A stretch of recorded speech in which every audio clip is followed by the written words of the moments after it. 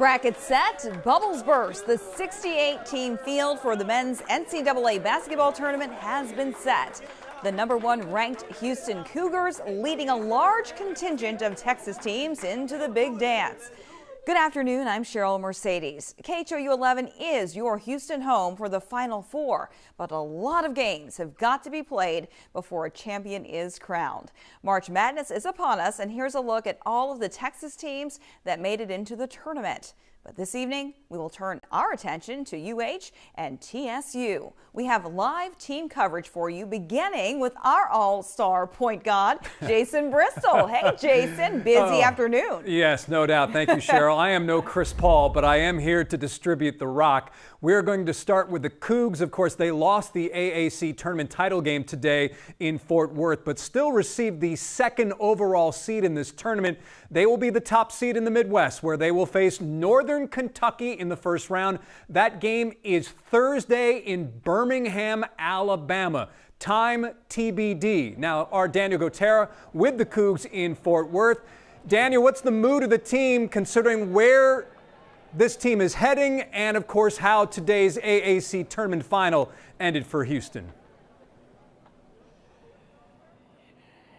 Yeah, you know what, Jason? I mean, look, they would have loved to win this game here in Fort Worth against Memphis, but beating a team 3 times in one season is tough. Memphis, a very good basketball team. They're going to the NCAA tournament as well. U of H walked into the room for the Selection Sunday show. They were, you know, a little sad, a little upset that they lost this game, but, you know, quickly, Kelvin Sampson snapped them back to reality. And as you can see the video of their reaction, Sampson telling his team right before that announcement, hey, guys, get your phones out. We earned this spot in the NCAA tournament. Only 4 teams get a #1 seed, and that's exactly where the Cougars are. Here's Coach Sampson talking about this selection and how big it is for this program. Coach, you told your guys as you were watching this show, you earned it. This doesn't happen to a lot of teams. 4 teams get a #1 seed. What are your thoughts? Yeah, I'm really proud of the program. Of course, when Greg was talking, it was hard not to think back to 2014. You know, the shape of the program, the apathy, you know, resources, facilities, and look where we are now. So it's a great accomplishment. Really, really proud of the program, not just this team, but all the programs that came before that we stand on their shoulders. You know, huge appreciation to what everybody's done to help us get where we are, our staff, our kids more importantly. So being a 1 seed is a tremendous accomplishment and kind of pretty cool knowing where we started.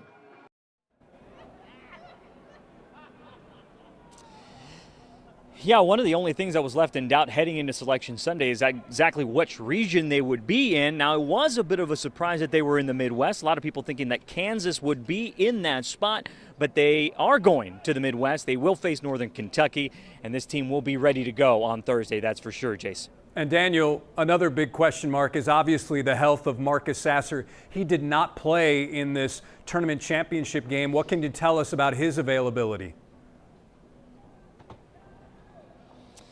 Well, we talked to Marcus afterwards, and he says he feels confident that he will be 100% for that opener against Northern Kentucky. I did ask him if he could have gone today if it was the NCAA tournament. He says he didn't know, but he is feeling better 24 hours after the injury happened to his groin. He went down. It was a scary situation. I know a lot of Cougs fans held their breath there for a moment, but he got treatment at the hotel overnight. He's feeling a lot better, and if we all know Marcus Sasser, we know that he's going to want to be out on that floor, and Coach Sampson says he wants to be him moving around well. He wants to see him be able to do what he does best on the floor. And I think Marcus Sasser will be out there if we know him. Jason? And of course, that's the entire reason he came back to school instead of turning pro. So, Daniel, thanks. We're going to be coming back to you in just a moment. But now let's focus on Texas Southern. That's right, the Tigers coming off a 3rd straight SWAC postseason championship. Tigers will face Fairleigh Dickinson in that first 4 game. It will be Wednesday. It will air on True TV. Just like U of H's game, we're still waiting on a time. But again, Texas Southern is in the first 4. Matt Musil with the Tigers right now, joining us live from TSU selection party, which of course they were Very excited to be there, Matt, but there was some interesting drama, a sideshow there for a minute when it came to the selection as CBS messed up the graphic. Oh, man, I hate to have to apologize for our network, right? Well, the Tigers got into town in the wee hours. They flew in. Coach Johnny Jones said they got in about 1 or 1:30, but that didn't quell the enthusiasm when their name was finally announced. Let me show you the video of that because they were excited. As you said, there was a little bit of a fumble on CBS Sports report. CBS Sports regarding this because they had the wrong schools up there, but then they flipped it. Everybody realized that, yes, it's Texas Southern, Fairleigh Dickinson, and as you said, Jason, it will be Wednesday up in Dayton. The Tigers going to the dance for the 3rd straight year, and joining me now is the man in charge, Johnny Jones. Johnny, this is tremendous. The president of the school was out here. You've got the athletic director out here. These guys are excited. They know what they did last year, winning the first game. They want to do that again. We're excited having the president and athletic director here along with a bunch of our fans to celebrate with their team, to have an opportunity to look at that TV and be a part of what we think the greatest show on earth, March Madness, and finding out who you're going to play, who your opponent's going to be. We drew Fairleigh Dickinson, and we couldn't be more excited for this next opportunity to take this next step next week. I want to go back to last night. P.J. Henry came up big. It seemed like every time Grambling made a surge, P.J. Henry out of Shadow Creek High School came up big for you. Well, I tell you, he's done a super job for us. Last year he was MVP of the tournament. Fortunate that he was MVP again, and it took an MVP effort to hold Grambling off on yesterday, and PJ's our leader. He's our floor general, and unfortunately he wasn't with us probably the first 9 games of our conference play. But now that he's back, I think he's got his wheels under him, and he's helped make our team and put our team in a certain place, and that's why I think we were able to secure a championship on yesterday. Yeah, I want to touch on that because that's the big subject with the University of Houston Cougars is Marcus Sasser, their top guy, is out. And you've had a number of injuries all season long. People say, wait a minute, this is a 20-loss team, and they're in the NCAA tournament. So you've got some doubters. Hey, you love that, don't you? You're going to try to prove them all around doubting you. Well, we've had some illnesses, and unfortunately we've had some untimely injuries as well. But our guys never hang their head. They continue to fight and battle. That's when a lot of the guys got a lot of experience, and it showed yesterday because we had some young guys that had to step up and play. They played a special role yesterday, and they wouldn't have been provided that opportunity had it not been for the injuries and the illness, and so it played out in their favor. Unfortunately, Sasser's down. Hopefully he gets back because it's a tough chemistry thing when you got guys as great a player as Sasser not available to you and how he's really impacted that team. So we're hopeful that he'll be back next week with those Cougars. All right. I thought it was interesting, but your guys were like, oh, wait a minute, we didn't get U of H. They were disappointed. Johnny, thank you so much, and we'll see you down the road. Good luck to you. Thanks so much. We're excited, and go Tigers. Johnny Jones, the head coach at Texas Southern. Oh, boy, I tell you, the team has a great advantage, Jason, with Johnny on their side. He's been through the wars, so he knows how to get this together late in the season, even though the regular season they didn't have a great record. Back to you, man. Thanks so much. And yeah, I mean, you bring that up, 20 losses. Doing the research, the NCAA says that this is the first time that a 20-loss team has made the NCAA tournament field of 64, now 68, since the field expanded back in the mid-'80s. So again, this is the first time that we do have a 20-loss team. Texas Southern 14-20 facing a Fairleigh Dickinson team, which is 19-15. Now, do we have Matt and Daniel still with us, guys? All right, so we still have these guys with us. Yes, sir. Guys, I think when we look at this bracket, Midwest region, you've got Texas and Texas A&M and Houston all in the same bracket. What is our instant reaction to that? Because it seems a bit odd that the NCAA would put all of those schools in the same bracket. Yeah, for yeah, sure. For me, talking about the Cougars that are heading to the Midwest region, I think that. Why don't you go, Daniel? I'm sorry. I wasn't a good point guard there. That's all right. You threw the ball out of bounds. No, I'm just kidding. It's okay. No problem. Look, I think the Cougars head into the Midwest region, and that was one of the things that stood out to me, too. I think the NCAA missed a really big opportunity to spread out these Texas teams. Look, Texas has been playing really well. A&M got to the conference tournament title. They've been playing really well. Anybody can go on a run. Can you have imagined if these teams are separated across all these brackets and then they converge on Houston?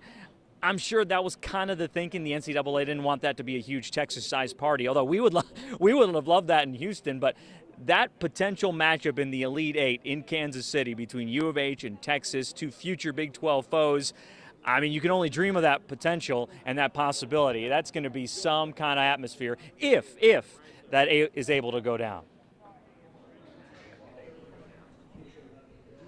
Yeah, for sure. It's going to be tough. You know, initial reaction, someone said, boy, Houston's going to have a, you know, how are they going to do this? I'm like, we're going to play U of H basketball. As long as Marcus Sasser is back, they can still win it all. Going through a couple of teams from Texas, you know, it's not going to be easy. I was a little surprised, as Daniel said, to have Texas in the same region. As I touched on right as we were talking with head coach Johnny Jones, when it was announced that U of H would not be, you know, the opponent for University of Houston, it wouldn't be the Texas Southern Tigers. They're, oh man, we wanted those guys. That's because they're friends and they know them. But it's going to be tough for Houston for sure, but whatever region they're in, whatever bracket they're in, it's going to be tough to put 4 great games together to get to the Final Four. And it's just a great time for college basketball in the state of Texas. You guys remember, it wasn't that long ago, pretty sparse, the number of teams that were getting into the NCAA tournament from our state. But boy, to have 7 teams, that is outstanding. All right, Matt Musil at Texas Southern. Daniel Gotera with the Cougs in Fort Worth. Guys, thank you so much. And of course, we'll have much more tonight on Sports Extra after the news. And when we're talking hoops, we're going to be breaking down everything in these brackets, the surprise teams, what we think will be the Final Four as it eventually winds up in Houston. And of course, that's all tonight on Sports Extra. Cheryl, let's send it back to you. All right, thanks so much, Jason. Well, we should also note that the bracket for the women's tournament is being revealed during a show on ESPN tonight. Meanwhile, people responsible for bringing the men's Final Four to Houston this year held their own Selection Sunday watch party. Our Maria Aguilera is live in the Heights with the Houston Local Organizing Committee. A big day there, Maria.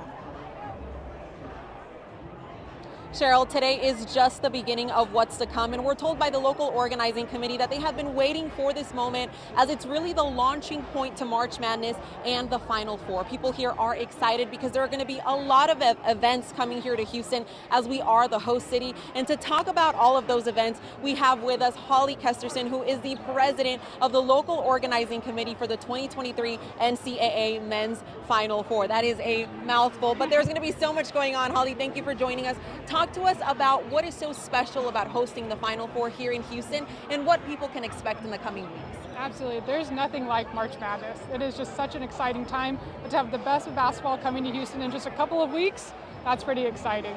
And I know there's going to be a lot going on, right? There's going to be so many events, including a music festival and so much more. So there's going to be a lot for people that love basketball, but there's also going to be so much more for everyone here.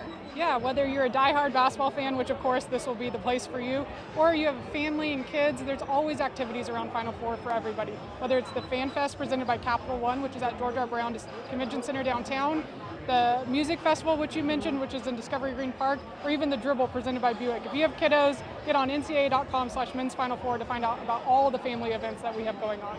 Perfect. So really something for everyone of all ages. Thank you so much, Holly, for joining us. We appreciate it. And if you want more details and more information on what's to come and all of the events, you can also visit KHOU.com. Cheryl, back to you. Absolutely. We've been working hard on this, and we've got you covered. Thank you so much, Maria Aguilera.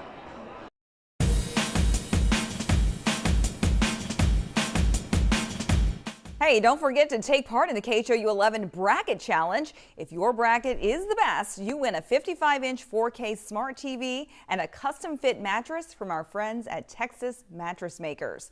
Just head on over to KHOU.com/brackets to fill out yours. March 16th, by the way, is the deadline, so hurry up and get that in. All this leading up to the Final Four here in H-Town. The big weekend starting March 31st will be packed with events, including the Fan Fest presented by Capital One. Here are the dates for Fan Fest. We have information on tickets and other events, including the music festival. All of it on KHOU.com.